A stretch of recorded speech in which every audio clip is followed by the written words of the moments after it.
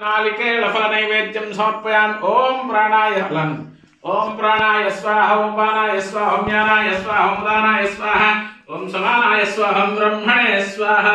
उत्तरावशं पाद प्रक्षालं शुद्धाचमनीयं समर्पय कर्पूरवेली पुगी फलित कर्पूरे पट्टुरेगया अन्नि पेट्टु पट्टुकोलेदन्नि पुगी फलित कर्पूरैः नागवल्ली दलयितं चंद्रा प्लेट नडिपोयिंदది బయట పెట్టు సమర్పయ తీసేనా పల్పట్టు।